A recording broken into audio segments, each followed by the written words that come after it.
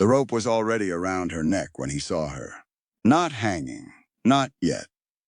Standing on a wooden crate in the middle of Red Rock's Main Street, wind snapping her skirt against her legs, jaw tight as iron, and the men around her were laughing.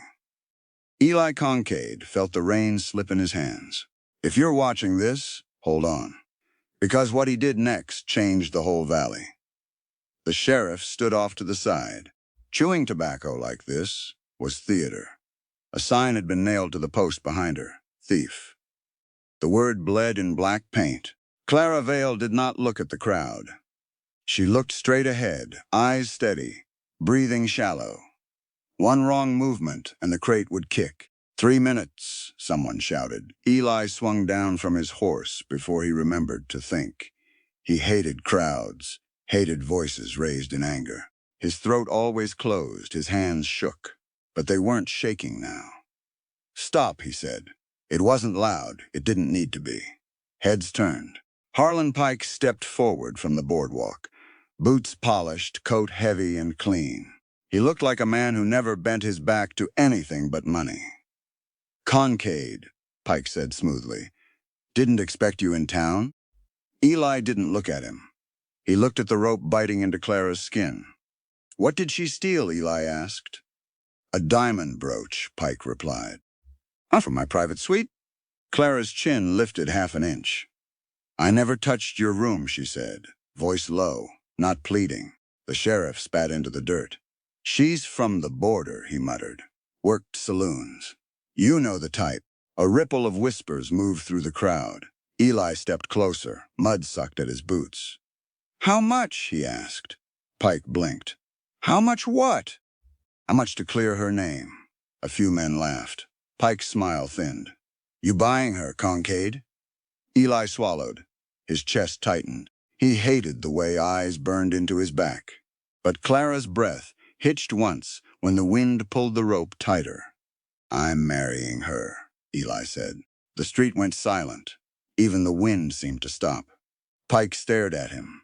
You? He said slowly. You can barely speak to a store clerk. Eli didn't deny it. He stepped beside the crate. If she's my wife, he said, voice steady now, the charge is withdrawn. The sheriff looked at Pike. This wasn't justice. This was control. Pike weighed it.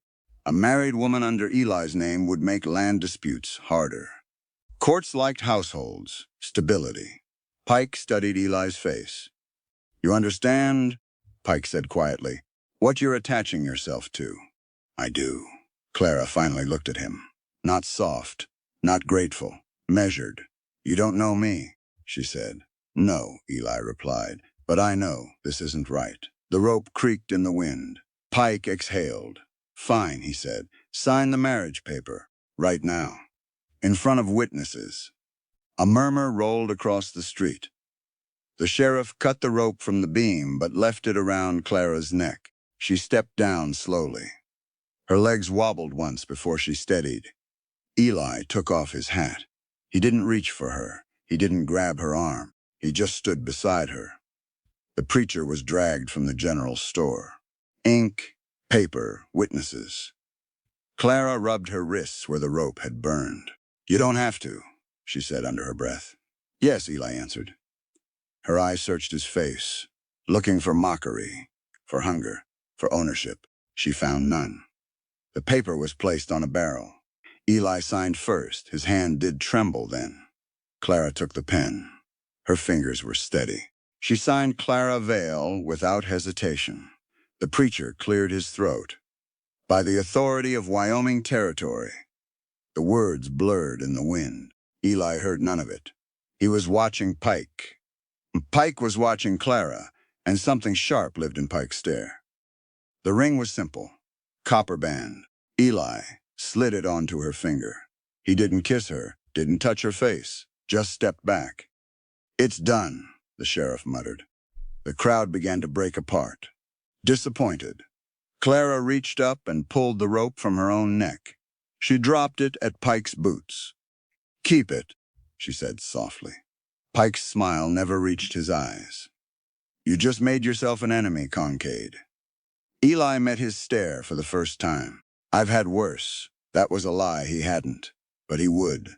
They walked to the wagon together, not touching, not speaking.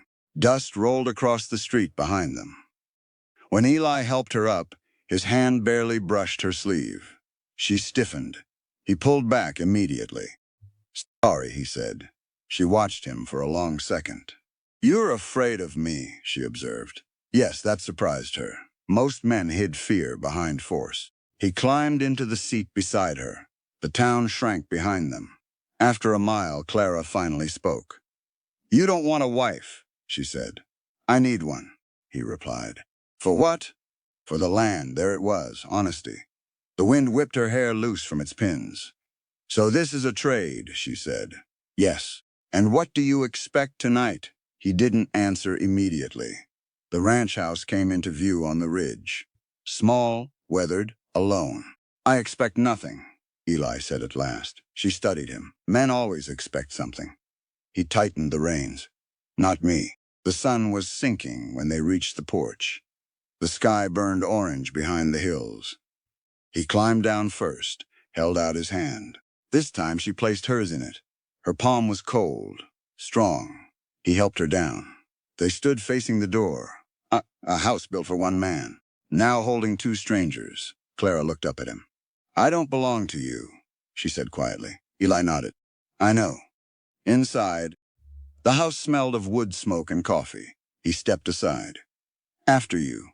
She crossed the threshold first. The door closed behind them. Outside, down in the valley, a rider watched from the shadows, and Pike did not look like a man who had lost. Clara did not sleep that first night. The wind pressed against the cabin walls like it was trying to listen. E lay in the loft above, boots still on, staring at the rafters. He could hear her moving below, not pacing, just shifting, testing the silence. If you've ever been somewhere new and waited for danger to show itself, you know that kind of quiet. Near midnight, the floorboard creaked. Eli sat up. "Clara," he called softly. "I'm here," she answered from the main room. He climbed down. She stood by the window, staring into the dark. "There's someone out there," she said. Eli moved beside her. He didn't touch her. He looked. Far beyond the fence line, a cigarette ember glowed red, then vanished. Watching, Eli's jaw tightened. "Pike?" she asked. "Maybe." She crossed her arms. "You can send me back." "No." It would solve this. "No." Her lips pressed thin. "You barely know me." "I know enough." The ember flared again, then disappeared. Eli slid the rifle from its hooks above the door. He checked the chamber. Metal clicked in the still room. Clara didn't flinch at the sound. "Teach me," she said. He looked at her. "This isn't a parlor trick." "I didn't say it was." He hesitated, then handed her the rifle. Her hands were steady. "Shoulder it," he instructed quietly. She did. "Don't jerk. Squeeze." She aimed at a post outside. Exhaled, pulled. The shot cracked through the night. The ember never returned. Inside, smoke drifted from the barrel. Clara lowered the rifle. "They'll be back," she said. Yes. Morning came gray and bitter. Eli rode the boundary fence before breakfast.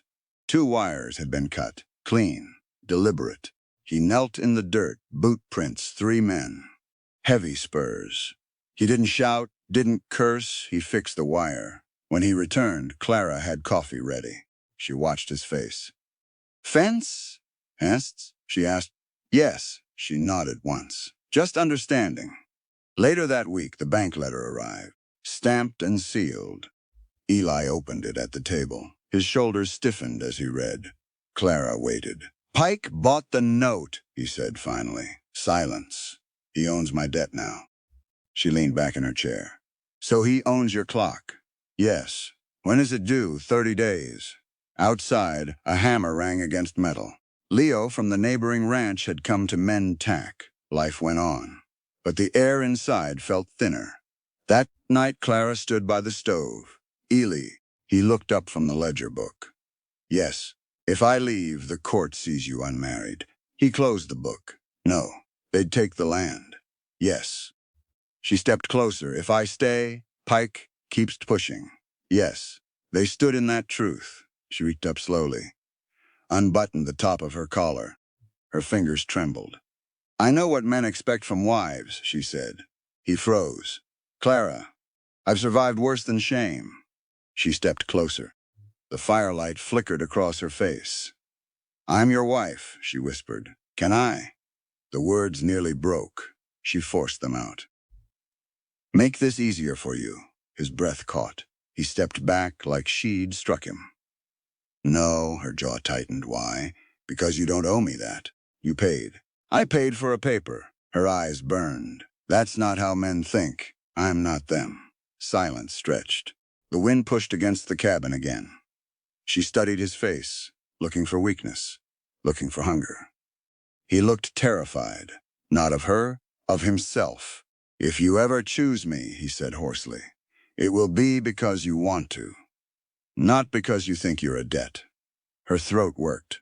Something shifted in her shoulders, like armor loosening. I don't know how to want, she admitted. Then we'll learn. The words hung between them, raw, uncertain. A horse screamed outside. Both of them moved at once. Eli grabbed the rifle. Clara grabbed the lantern. They ran into the yard. One of the mares thrashed in the corral. Blood darkened her flank, a bullet wound from the ridge. Clara lifted the lantern higher. Eli's face went white. They had crossed from warning to war. He scanned the ridge. No riders now, just distance. They shot her to send a message, Clara said quietly. Eli knelt by the horse. His hand pressed against the wound. Blood seeped through his fingers. He didn't look up. They want you gone. They want you broken. He looked at her then. Moonlight cut across his face. I won't sell. She nodded. I know. Inside the house later, she cleaned the blood from his sleeves. Neither of them spoke. Outside, coyotes began to howl. The sound rolled across the valley. Predators answering one another. Eli stood by the door, rifle in hand, watching the dark. Clara stepped beside him, shoulder to shoulder, not touching but not separate. On the ridge, far beyond the pasture, a shadow shifted again, and this time, it did not leave. The rider did not leave at dawn. He waited, silhouettes against the sky. Eli watched him through the crack in the shutters. Clara stood behind him, loading cartridges one by one. Click, click, click. No wasted motion. When the rider finally moved, he didn't ride alone. 4 more shapes rose over the ridge. Slow, unhurried, like men who believed time belonged to them. Eli exhaled through his nose. They're not hiding now, Clara said. No. He stepped onto the porch, rifle visible but lowered. The riders stopped 20 yards out. Harlan Pike rode at the center. Clean coat, clean gloves, cold eyes. You made this harder than it had to be, Pike called out. Eli didn't answer. Pike's gaze slid to Clara. You could have lived comfortably, he continued. In town, silk dresses, warm rooms. Clara stepped forward beside Eli. I prefer fresh air. A few of Pike's men smirked. Pike didn't. You have 3 days left on that note, Concade. I know. I can forgive it. Eli's jaw tightened. For what? Pike smiled slowly. Send her with me. The air went still. Wind flattened the grass. Eli didn't look at Clara. He kept his eyes on Pike. No, Pike sighed. I didn't think so. He raised a hand. 2 riders swung down, torches already lit. Clara's pulse thudded in her ears. They'll burn the barn, she said. Yes. Then what? Then we fight. The first torch sailed, hit the dry hay stacked beside the wall. Flame crawled fast, too fast. Eli fired. The rifle cracked sharp and clean. One rider pitched backward from his saddle. Chaos broke open. Gunfire split the morning. Wood splintered. Clara dropped to one knee behind the trough. She fired once. A man grabbed his shoulder and fell. Smoke rolled thick across the yard. Horses screamed. Eli moved like he'd been built for this moment. Not wild, precise. Every shot placed. Every breath measured. A rider broke through the fence line toward the house. Clara swung the rifle. Tracked, fired. The horse veered away. The rider tumbled hard. Pike stayed mounted, watching, calculating. The barn roof caught. Flames roared upward. Heat pushed against Eli's back. He stepped into the yard. Closer. Too exposed. Clara's throat tightened. "Ellie!" she shouted. He didn't look back. He walked toward Pike through the smoke. Gun lowered now. Pike drew first, fast, older but not slow. Clara didn't think she stood fully. Braced, squeezed. Her shot struck Pike's arm. The pistol flew from his hand. Eli reached him in 3 strides, knocked him from the saddle. Pike hit the dirt hard. Eli stood over him, chest heaving, fist clenched. The world narrowed to one man on the ground. Pike spat blood. "Do it," he sneered. "Be your father." The words hit. Eli's arm trembled. Flames devoured the barn behind him. Clara moved closer. "Ellie," she said quietly, not pleading, just there. He looked at her, smoke in her hair. Soot on her cheek. Alive. He lowered his fist. Instead, he grabbed Pike's collar and dragged him toward the road. "You don't own this valley," Eli said. His voice carried. "You never did." In the distance, hooves thundered. Federal badges glinted in the sun. The marshal had come. Pike's remaining men scattered. Eli stepped back. The marshal dismounted. Took Pike into custody. No speeches, no ceremony. Just iron cuffs snapping shut. The fire still roared. The barn collapsed inward. A heavy crash. Eli turned. Watched everything he'd built fall into embers. Clara came to his side. Neither spoke. The heat washed over them. After a long moment, he said, "I couldn't kill him. I know." He looked at her. "I wanted to. I know." Wind shifted, carried smoke away from the house. The cabin still stood. Fence broken, barn gone. But, standing, Clara reached for his hand. This time he didn't hesitate. He laced his fingers with hers. Later that evening, the valley quieted. Marshal and prisoners gone. Smoke drifting low over blackened beams. Eli sat on the porch steps, elbows on knees. Clara stood in the doorway, watching him. "You saved me," he said finally. "You saved yourself." He shook his head. "When you asked me that night, if you could," she stepped down beside him. "I remember. I almost let you," he admitted. She studied him. "But you didn't." "No." She knelt in front of him, close enough to feel his breath. "I'm not here because you needed land," she said softly. "I'm here because I chose." She reached up, unbuttoned the top of his shirt slowly. This time her hands didn't shake. "I'm your wife," she whispered, "and I want you. No shame, no trade, just choice." Eli swallowed hard. He lifted her into his lap, pressed his forehead to hers. "You're not a debt," he murmured. "You're mine because you want to be." She kissed him, slow, certain. The fire crackled behind them. The house stood against the dark. And for the first time since, the rope had tightened around her throat. There was no one watching from the ridge.